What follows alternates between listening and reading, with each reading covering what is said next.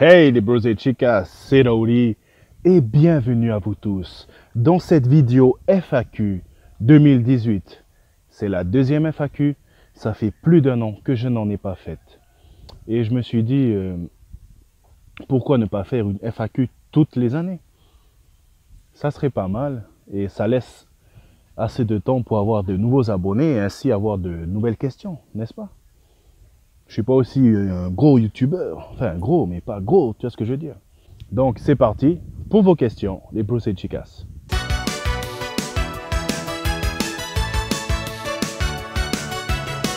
Adam Wong qui me demande t'es qui?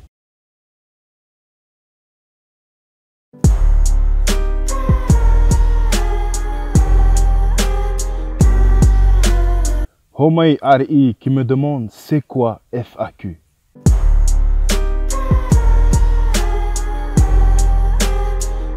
Eh ben, ça veut dire foire aux questions, bro. En bref, tu me poses des questions et j'y réponds. Tapoussa qui me demande est-ce que tu vas te lancer dans le YouTube Gaming? Merci pour ta question, Tapou. Eh bien, oui, je me suis lancé dans le YouTube Gaming depuis quelques temps déjà. Je pense que ça fait un an ma première vidéo gaming sur ma chaîne. Raouli Gatien sur YouTube.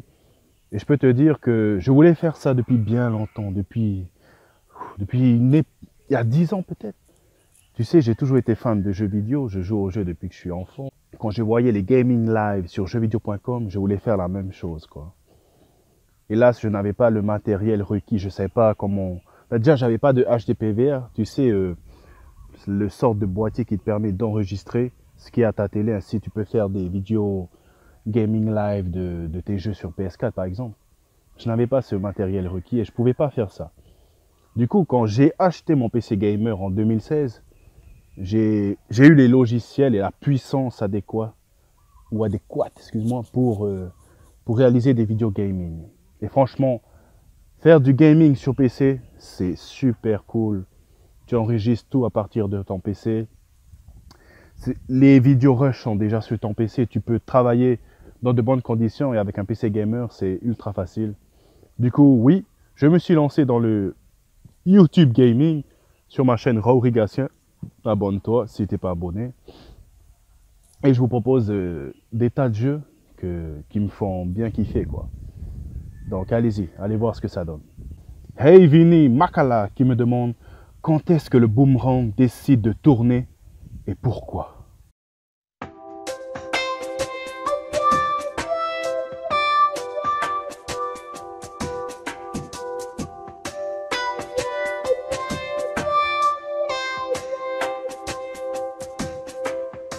C'est grâce à la poussée de l'air.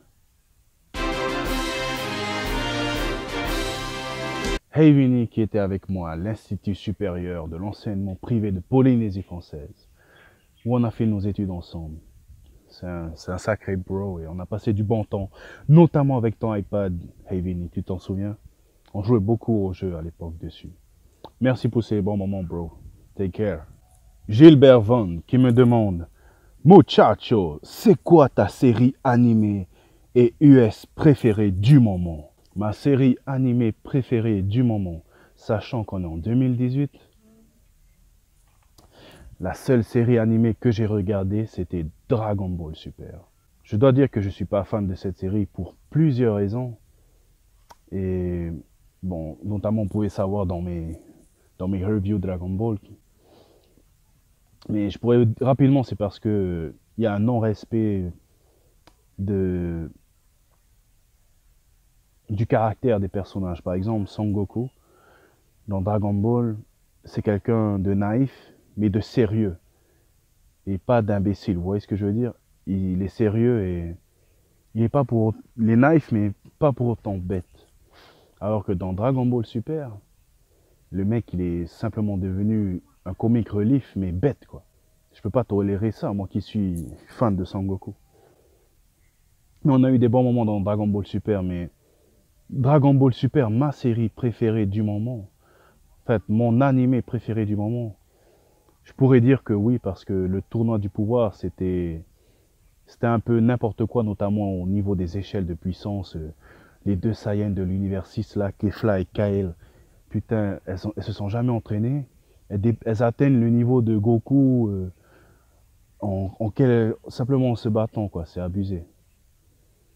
Mais sinon, pour les moments d'anthologie, et surtout pour le dernier épisode, les derniers épisodes de Dragon Ball Super, les combats Goku Jiren qui ont eu des super animations, je pourrais dire que grâce à ça, ça a été mon animé préféré du moment. Vu que c'est le seul que j'ai regardé, quoi, ces derniers temps. Donc, ouais. Par dépit, Dragon Ball Super. Ma série US préférée du moment. Donc, ma série animée US préférée du moment. Ma série US animée préférée du moment. Franchement, côté animation américaine, j'ai rien regardé en ce moment, quoi. Par contre, série US, une série, hein, mais pas animée US que j'ai regardé dernièrement, il y a eu Lost in Space. Ma série US préférée du moment. Écoute, je regarde pas trop de séries. Je reste plutôt sur mes séries que j'affectionne particulièrement. Les séries que j'ai commencé depuis longtemps, c'est-à-dire Game of Thrones et Walking Dead. C'est les deux séries que je regarde depuis le début. Mais par contre, des nouvelles séries du moment, je dois t'avouer que j'ai commencé Narcos. J'ai regardé la saison 1, 2, 3 et j'ai vraiment accroché, quoi. C'est une série qui a tellement de qualité et pour moi c'est la meilleure série Netflix. Donc je pense que c'est une série US, hein, si je ne me trompe pas. Donc ma série US du moment, je dirais Narcos. Tito Ari qui me demande c'est quoi ton animé préféré? Bonne question, bonne question. Donc animé, ça ne compte pas les mangas, hein, c'est-à-dire le manga papier. Bon, c'est facile, ceux qui regardent mes vidéos, qui suivent mes vidéos, vous savez que mon animé préféré c'est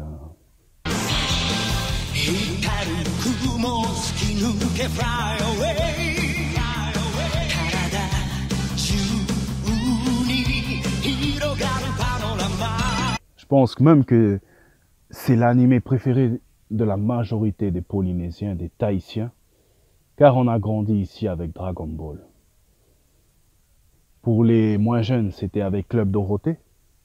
Ensuite, avec ma génération des enfants des années 90, on a surtout suivi ça sur TNTV avec Yohana Kids, présenté par Taina Fab, si vous vous souvenez bien.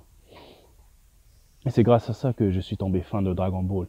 Mais pas que grâce à ça, c'est grâce aussi à tous les magazines Club Dorothée, les mangas Dragon Ball qui sortaient en librairie également. Et c'est mon manga préféré, c'est mon animé préféré, ouais, c'est Dragon Ball, il n'y a pas photo. Quand on est fan, on n'est pas seulement là à dire je suis fan. Tu vois, quand on est fan, c'est vraiment que ce manga, il est en nous, quoi, il est ancré, et il sera pour toujours dans nos cœurs, dans nos mémoires. Et Dragon Ball, c'est ça avec moi, par exemple, j'achète les figurines, j'ai acheté les mangas Dragon Ball, j'ai acheté les DVD, mais franchement, il n'y a pas beaucoup de mangas avec... En fait, il n'y a que ce manga-là où j'ai fait ça, quoi. Sauf exception, le Bros Chicas. Fini Dragon Ball, ben, je suis arrivé au collège. Et là, c'était dans les années 2000, quoi. 2006 ou je sais plus quoi, 2005. À Tahiti, arrivait la mode Naruto. Et franchement, c'était une explosion parce que ce manga, ça nous rappelait Dragon Ball en quelque sorte. Avec les mêmes valeurs et tout. Et je pouvais dire qu'à cette époque, j'étais autant fan de Naruto que de Dragon Ball, quoi. Bien que maintenant, je suis moins fan de Naruto à cause de la fin du manga que je n'ai pas du tout aimé. La guerre de ninja que j'ai pas du tout suivi. Pour vous dire que je suis fan de Naruto, j'ai acheté des mangas Naruto. J'ai tous les DVD de Naruto quand il est enfant, là, quand il a 12 ans. Pas les Shippuden, j'ai acheté 2 DVD Shippuden, mais c'est tout. J'ai toute la collection. J'ai acheté beaucoup de jeux Naruto, franchement. Au même titre que Dragon Ball, j'étais autant fan à l'époque. Mais maintenant, ça a baissé. Je suis redevenu fan de Dragon Ball. Pas redevenu, mais... Dragon Ball a toujours été en top 1. Sauf que à un moment, Dragon Ball était là. Et Naruto était là. Mais maintenant, Dragon Ball est repassé au-dessus. Donc, Dragon Ball, pour mon animé préféré. Ouais. Taïrea qui me demande, yo bro, Comptes-tu venir en France pour te lancer sur YouTube? Très bonne question. Très bonne question. Petit aparté, Bozitikas, sachez que nous, les Tahitiens, on ne peut pas vivre de YouTube car nous ne pouvons pas monétiser nos vidéos dans cette zone géographique qu'est la Polynésie française. C'est pareil, vous voyez, sur l'application Android, la Google Play, quand vous avez un Android, on ne peut pas télécharger certains jeux, certaines applications, c'est à cause de Google. Et YouTube appartenant à Google, ben, je sais pas pourquoi, il bloque la monétisation à Tahiti. En tout cas en Polynésie française. Et ben, c'est triste, quoi. Mais d'un côté, c'est bien, parce que, je vais vous dire pourquoi. Parce que on voit ceux qui sont vraiment passionnés. Parce que vous voyez, en France, aux States, dans les autres pays, il y a beaucoup qui se lancent sur YouTube parce qu'ils veulent être famous, parce qu'ils veulent être riches, ils veulent se faire du fric avec cette plateforme. Alors que nous, les youtubeurs tahitiens, et les youtubeurs comme moi qui ont commencé en 2007, ça fait déjà 11 ans maintenant, on a commencé sur cette plateforme pour partager avant tout, et partager nos œuvres, partager nos créations au plus grand nombre, mais surtout on faisait ça sans arrière-pensée, sans se dire, peut-être, c'est sûr qu'on veut partager au plus grand nombre, ça veut dire qu'on veut que notre œuvre soit vue, mais on n'avait pas cette prétention de se faire du fric avec ça, vous voyez ce que je veux dire? D'un côté, ce qui est bien avec ce que je viens de dire, c'est que on a des youtubeurs ici à Tahiti qui font ça par passion, quoi. Parce que nous, on ne pourra pas gagner notre vie en étant youtubeur. Ça fait depuis 2005 que la plateforme existe. Et voilà, on ne peut toujours pas gagner notre vie, nous les Tahitiens. Du coup, on peut voir qui sont les vrais passionnés. Parce que je vous dis, une fois que la monétisation va arriver sur YouTube, Tahiti, si un jour ça arrive, on va avoir une flopée de Tahitiens qui vont faire des vidéos, peut-être certains par passion, par créativité, mais il y aura beaucoup quand même qui vont arriver et qui vont faire ça pour le fric. Et ils vont faire de la merde, genre, ils vont suivre les tendances, quoi. Ils vont copier ce qui se fait en France, ce qui se fait aux States, pour être dans les tendances. Par exemple, en ce moment, c'est Fortnite. En ce moment, on est en mai 2018, c'est Fortnite qui marche. Moi, je fais du Fortnite, mais avant tout parce que j'aime ça. Pas parce que c'est tendance, j'aime ce jeu et je fais ça parce que c'est fun, quoi, pour moi de faire ça. Mais ça serait bien que ça arrive à Tahiti. Et pour répondre à ta question, vais-je venir en France pour faire youtubeur? Je pense que non. Déjà, je me vois mal venir en France pour me lancer dans une carrière de youtubeur. Déjà parce que ça fait 11 ans que je suis sur YouTube et que moi, je fais pas ça pour... jamais voulu faire ça pour être youtubeur. Moi, j'ai toujours voulu faire ça parce que, en fait, depuis petit, j'aime l'audiovisuel. Quand je dis audiovisuel, c'est pas que le cinéma, c'est les séries, c'est le web et tout. Il y a beaucoup de choses qui englobent ce mot. Mais je fais ça avant tout par passion.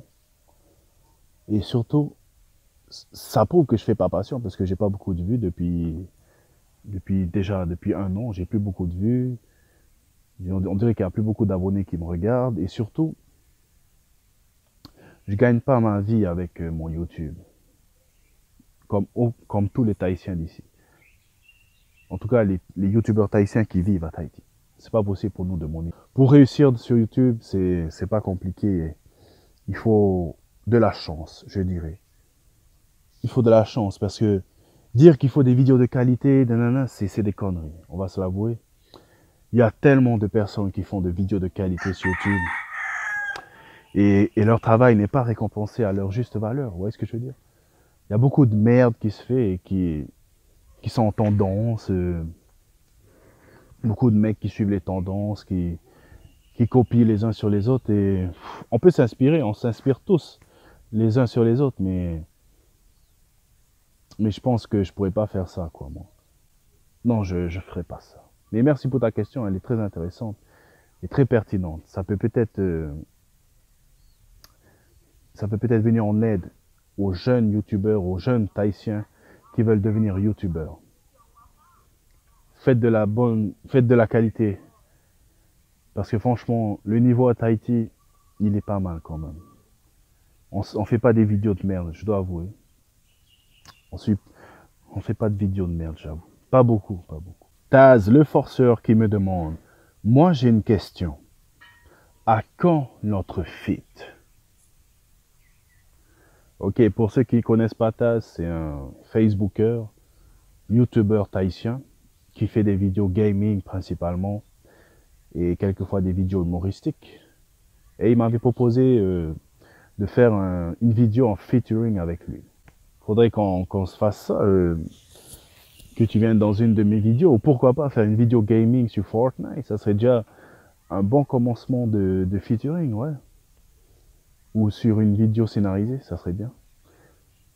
Donc, le Bros et Chicas, dites-moi en commentaire sur quel genre de vidéo vous voudriez me voir en featuring avec Taz le Forceur. Dites-le nous dans les commentaires. Yeah.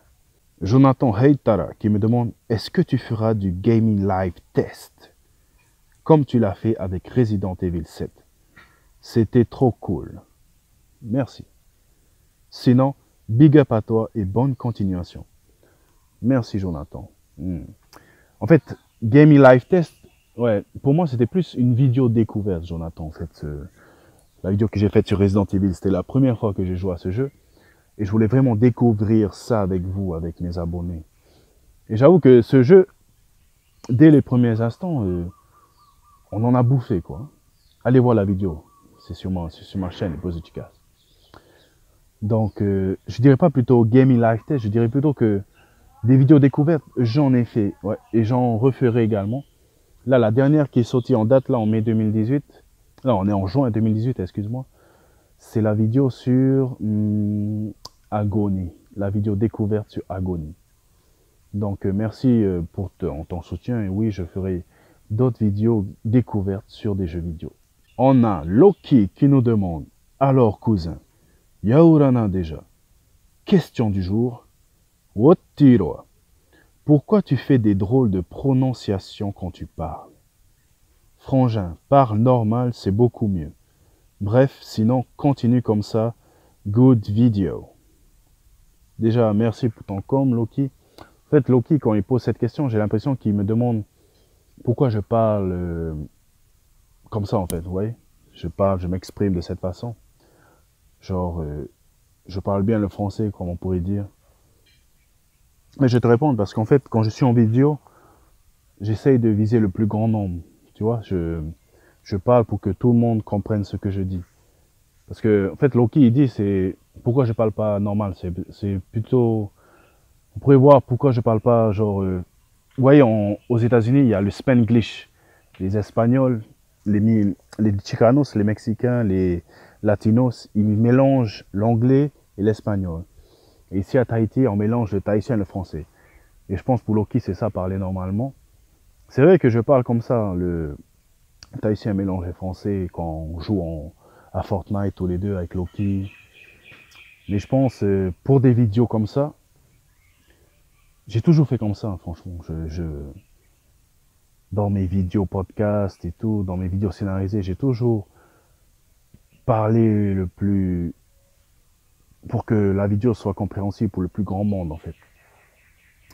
Mais c'est sûr que des fois, je parle tahitien français dans la vie de tous les jours. Je parle beaucoup comme ça, déjà, dans la vie de tous les jours. Mais en vidéo, je pense que c'est bien, dans des vidéos comme ça, que le langage utilisé soit compréhensible pour le plus grand nombre, Loki.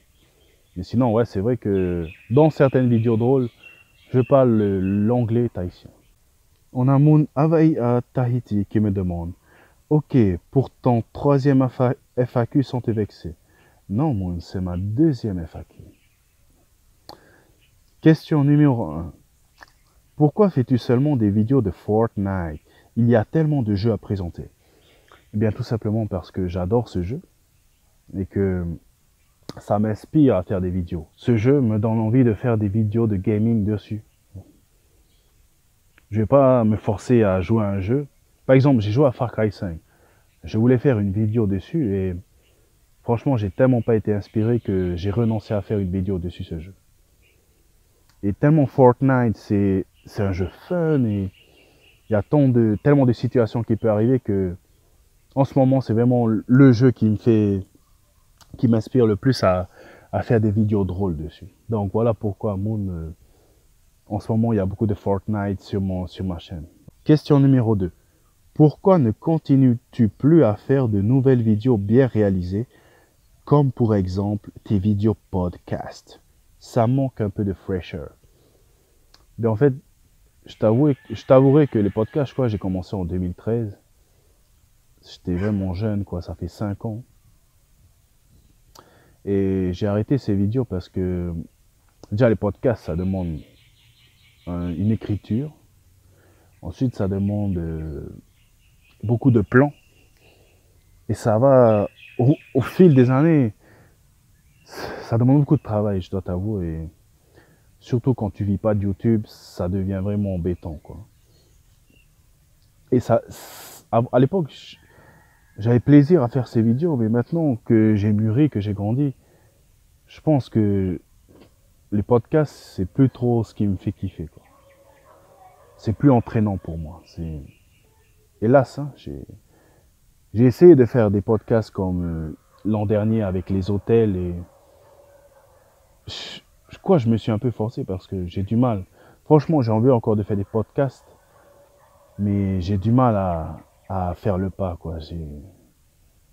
C'est un type de vidéo que malheureusement, je n'ai plus de passion à faire, à réaliser ce genre de vidéo. Peut-être c'est parce que je mûris, parce que je deviens vieux con, je sais pas, mais peut-être c'est pour ça, ouais. Mais espérons que ça revienne dans le futur de la chaîne. Hein. Question 3. Pourquoi roules-tu les R sur tes vidéos sur YouTube? Mort de rire. C'est vrai que en vrai, je vais pas parler comme ça, le Brosy Chicas. Si, je parle comme ça, je peux parler bien le français, bien mon français, mais des fois je me relâche. Mais comme pour Loki, je te dirais, c'est pour que le plus grand nombre comprenne les vidéos. Parce qu'il n'y a pas que des Tahitiens qui regardent mes vidéos. Voilà, c'est surtout pour ça. Question 4, change de look.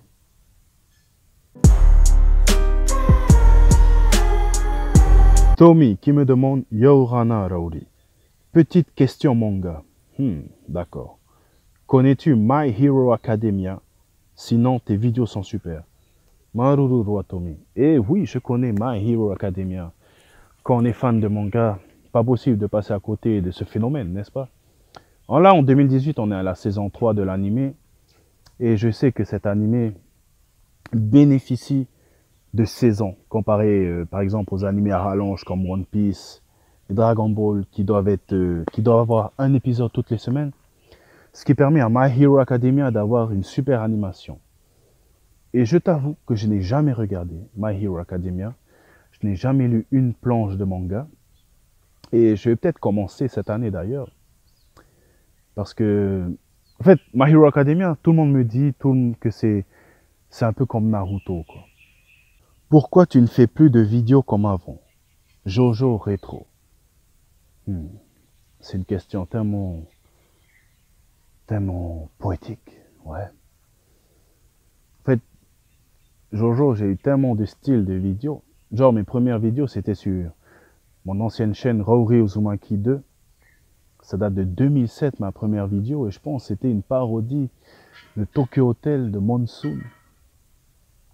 Je commençais à peu près avec les logiciels vidéo et tout.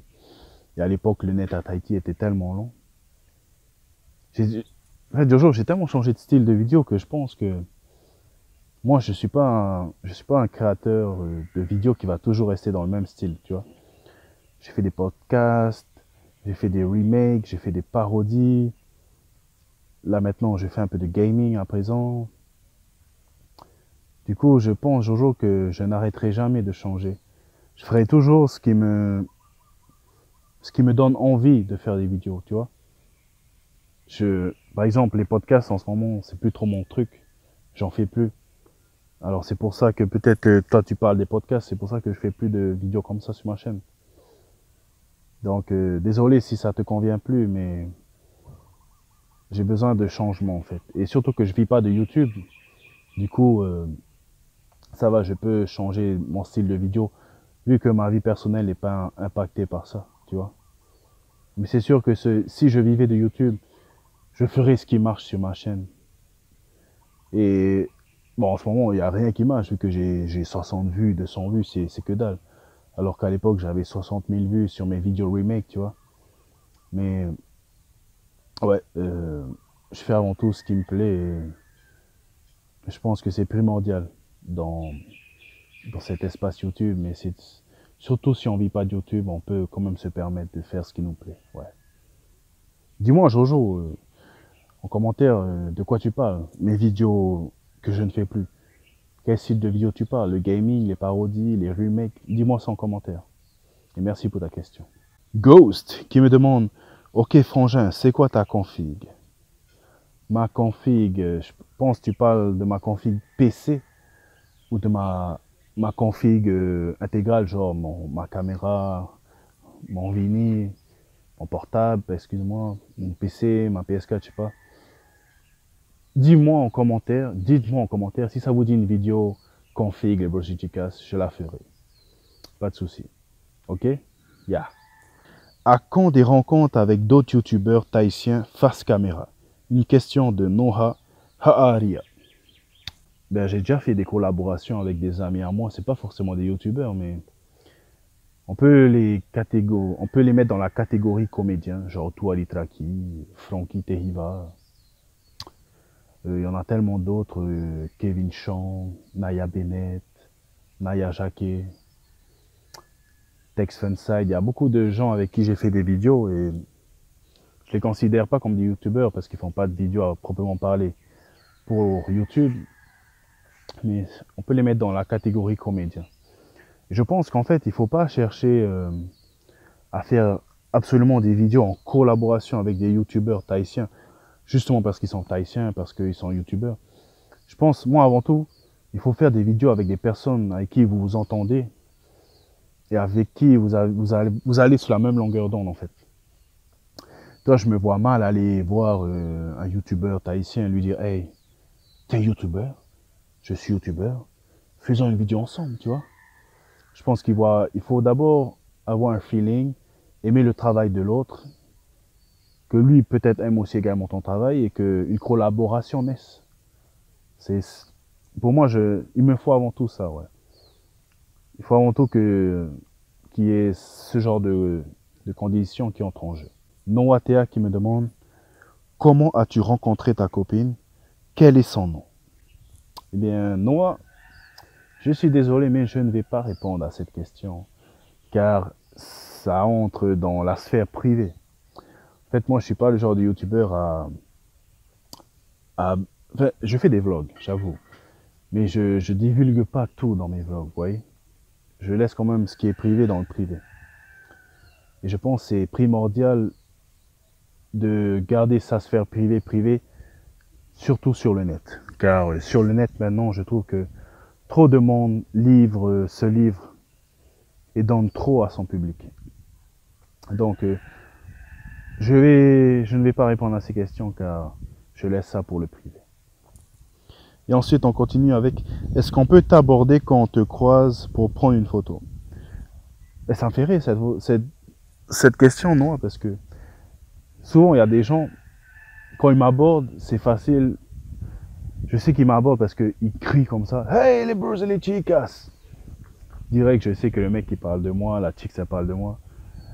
C'est jamais Raouli, c'est toujours Hey les bros et les chicas! Puis je regarde, je fais Ah, cool, cool. Et si tu me croises, crie Hey les bros et les chicas! Et tu me demandes une photo, il n'y a pas de souci. Franchement, tu serais la première qui prend une photo. Non, non, c'est vrai, il y en a déjà qui ont pris avant. Surtout en boîte de nuit d'ailleurs. Mais il n'y a pas de souci, ouais. Tu peux m'aborder, on fera une photo. Pas de souci, on pourra même discuter. Et voilà.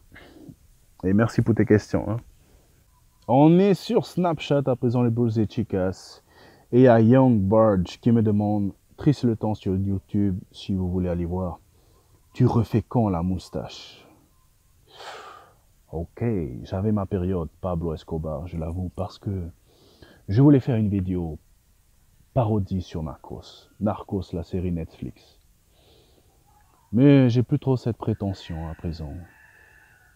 Peut-être si la saison 4 de Narcos est aussi palpitante que les 3 premières, je referai une moustache. Mais ce qui était chiant avec ma moustache, tout le monde m'appelait Pablo, Pablo, Escobar, Escobar. Et d'un côté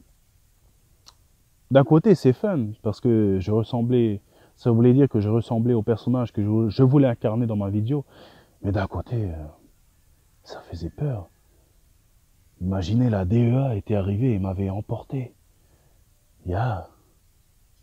J'aurais fait des vidéos en prison sous la douche. Oh my god, je ne vais pas y penser. Question suivante, question suivante. À présent, on a Raymiti Ravelo. Raymiti Ravelo? Holy shit. Bon, ceux qui ne connaissent pas Raymiti Ravelo, je pense que tout le monde le connaît. Hein? C'est un Facebooker, je dirais avant tout, parce qu'il n'est pas trop présent sur YouTube. Il fait des vidéos sur Facebook, mais c'est avant tout un artiste peintre qui peint des portraits principalement de personnes. Et ben oui, c'est des portraits. Hein. Et il filme ses peintures et tout, et voilà. Et je pense que c'est même le Tahitien le plus suivi. Attention, le Tahitien qui fait des vidéos le plus suivi. Je pense que c'est lui. Je crois qu'il doit avoir 50 000 ou 40 000 abonnés à présent. J'ai pas suivi, mais je crois que c'est bien lui, le créateur vidéo tahitien le plus suivi. Attendez, c'est le petit youtubeur comme moi qui dit, attendez, vous le connaissez, mais tout le monde le connaît. C'est plutôt lui qui devrait dire, vous connaissez Raouri? Ok, donc let's go pour sa question. Wow, super frangin. Ma question, qu'est-ce qui t'inspire au quotidien pour faire tes vidéos? Merci pour ta question, l'artiste. Donc, je pense que dans sa question, il y a la réponse. Quotidien. Quotidien. Et je vais même dire, je vais englober ça pour tous les artistes. Pas seulement pour les créateurs vidéo comme nous. En tout cas, les créateurs vidéo qui, avant tout, s'inspirent de la vie réelle. Parce qu'en fait, la question de Raymiti, je pense qu'il doit surtout parler de mes vidéos scénarisées, ou sinon de mes chroniques sur le Holy Tahiti. Vous voyez, c'est des vidéos que j'écris. C'est pas comme les vidéos gaming où je dois être spontané par rapport à l'écran en face de moi. Je pense qu'il parle plutôt de mes vidéos écrites scénarisées. Donc, ce qui m'inspire, bien sûr, c'est comme tu le dis, c'est le quotidien, c'est ma vie.